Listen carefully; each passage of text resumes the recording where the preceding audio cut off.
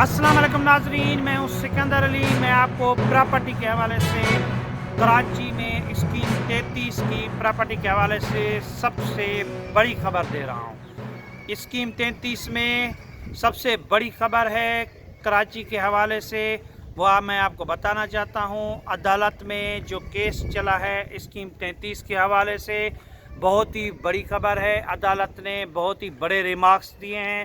गैर मुल्कियों का कब्ज़ा है स्कीम 33 में सोसाइटियों पे और ज़मीनों पे, उसके बारे में सिंध हाई कोर्ट में क्या कहा है मैं आपको ये दिखा रहा हूँ। ये स्कीम 33 है। स्कीम 33 के हवाले से जो बड़ी खबर है उसके बारे में सिंध हाई कोर्ट की 2 रुकनी बेंच है, जिसमें जस्टिस हसन अज़हर रिजवी पे मुश्तमिल 2 रुकनी बेंच, उसमें ये केस चला है। उसमें केस में अदालत ने रिमार्क्स दिए हैं कि गैर मुल्कियों को पाकिस्तानी ज़मीनें जो हैं वो बेची जा रही हैं या पाकिस्तानी ज़मीनों पे गैर मुल्कियों ने कब्ज़ा कर लिया है।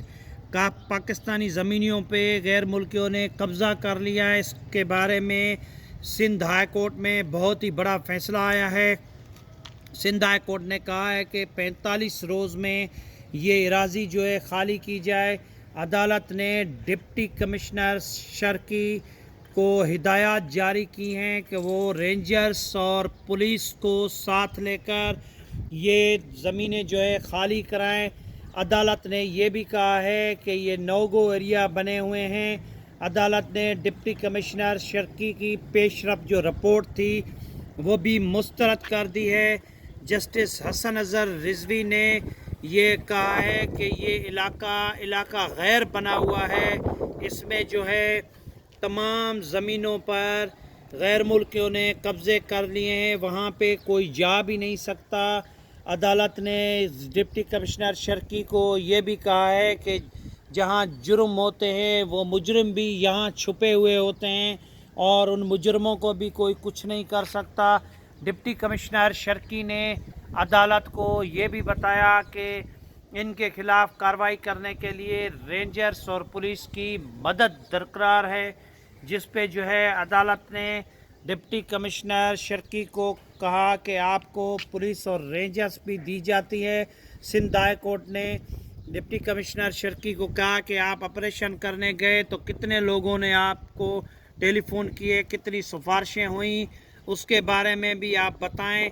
अदालत ने कहा डिप्टी कमिश्नर शर्की को कि आप काम नहीं करना चाहते, आप ये बताएं कि आपके ऊपर कितना दबाव है। जस्टिस सैयद हसन अज़हर रिजवी साहब जो 2 रुकनी बेंच के सरबराह हैं, उन्होंने ये भी कहा कि आपको क्या क्या चाहिए, जिस पे डिप्टी कमिश्नर शर्की ने कहा कि रेंजर्स और पुलिस।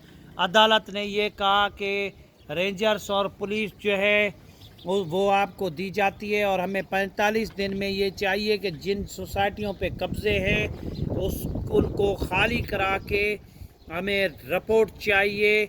अदालत में ये केस जो आया था वो बंजोर हाउसिंग सोसाइटी जो स्कीम 33 में उसका आया था।